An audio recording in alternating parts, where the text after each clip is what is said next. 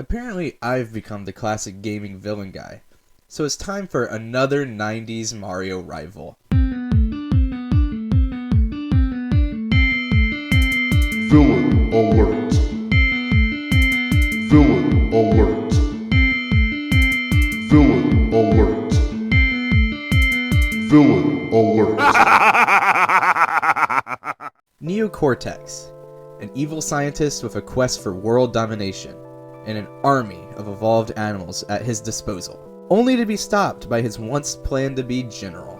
But if you haven't seen any other episodes of why Blank is an amazing villain, we will be ranking CORTEX in 3 categories: connection to hero, backstory / reasoning for villainy, and presence. Keep in mind, these are my opinions and not facts, obviously. So let's get started.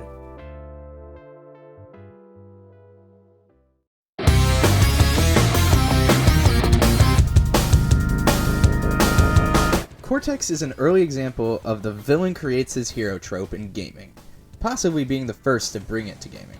While on the island with Embryo, they begin to use their Evolvo Ray to create an army of evolved animals. Crash was taken and it was intended to be Cortex's general, but as he was raised into the Cortex's machine, the Cortex Vortex, the machine malfunctioned. This caused Crash to escape with his newfound powers and began to thwart Cortex's plans.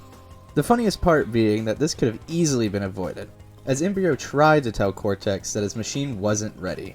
Cortex, however, is too stubborn and egotistical, so he didn't listen to him, which is a decision he is shown to regret later in the series.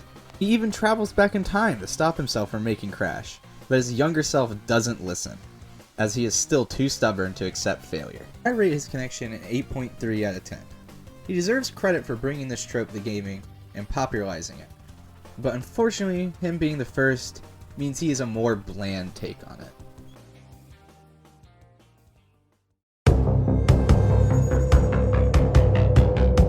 CORTEX grew up as the youngest in his family of circus clowns, but unlike them, he didn't enjoy it and preferred to learn about science. This resulted in him being teased and bullied, and eventually having the letter N tattooed on his head, signifying that he is in fact a nerd. Eventually, a freak explosion wiped out the whole circus, except for him, as he was conveniently not present during it. Afterwards, he goes to Madame Amberly's Academy of Evil, and meets with his fellow evildoers, Embryo and Jin.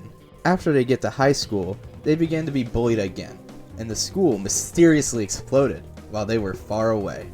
They then began a massive crime spree, and seeking refuge set up a base on an island near Australia, where they began experimenting on animals.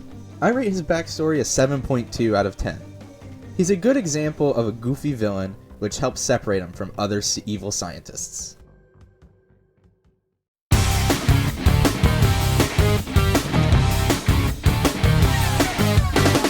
CORTEX typically has a pretty strong presence. In the first game, he literally controls the whole island and its inhabitants from his castle, with most bosses being created by him. In the second game, he manipulates Crash into collecting crystals for him to accomplish his goal. And in the third game, he becomes allies with the evil brother of Aku Aku, who is the Tiki mask that helps Crash, essentially evening the playing field.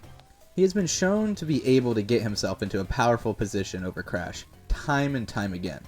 If he didn't create Crash, he absolutely would have ruled over the world. I rate his presence at 8.4 out of 10.